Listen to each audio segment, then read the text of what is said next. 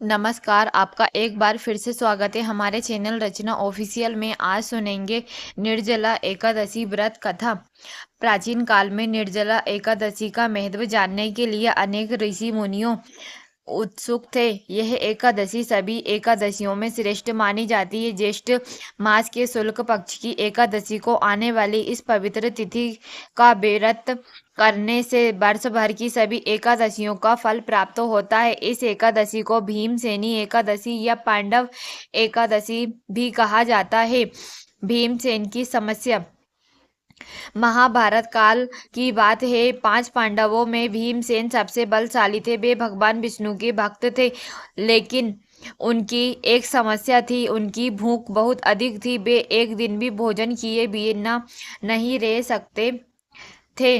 माता कुंती और युधिष्ठिर, अर्जुन, नकुल, सहदेव वर्ष भर सभी एकादशियों का व्रत रखते थे, लेकिन भीमसेन ऐसा नहीं कर पाते थे। एक दिन भीमसेन ने महान ऋषि वेद व्यास के चरणों में प्रणाम किया और कहा, हे गुरुदेव, मैं धर्म का पालन करना चाहता हूँ, लेकिन मेरी भूख इतनी अधिक है कि मैं हर एकादशी का व्रत नहीं कर सकता। कृपया ऐसा उपाय बताइए जिससे मुझे सभी एकादशियों का फल प्राप्त हो जाए। वेद व्यास जी का उपदेश।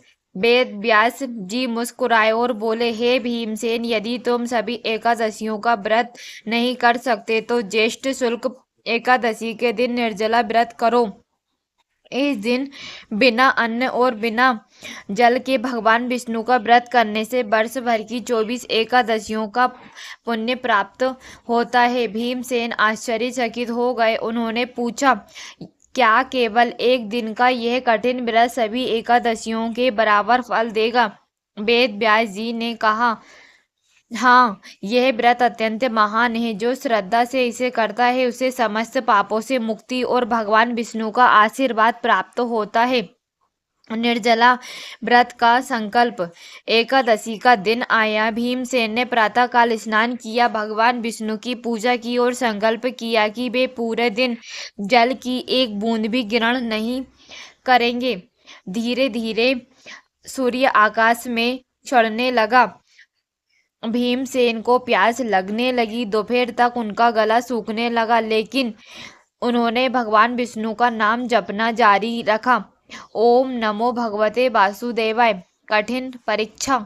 जैसे जैसे दिन बीतता गया, प्यास बढ़ती गई। उन्होंने उनके सामने जल के भरे पात्र रखे थे, लेकिन उन्होंने स्पर्श तक नहीं किया। रात्रि आई। भीमसेन ने भगवान विष्णु के भजन गाए, कथा सुनी और जागरण किया। उनका मन बार बार पानी की ओर जाता रहा, लेकिन वे अपने कार्य पर अटल रहे। भगवान विष्णु की कृपा।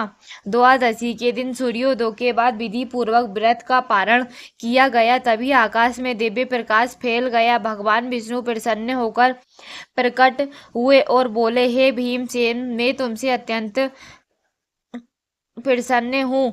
तुमने अत्यंत कठिन निर्जला एकादशी का व्रत किया है। इससे तुम्हें वर्ष भर के सभी एकादशियों का पुण्य प्राप्त होगा। तुम्हारे पाप नष्ट हो गए और मैं तुम्हें मेरे धाम की प्राप्ति होगी।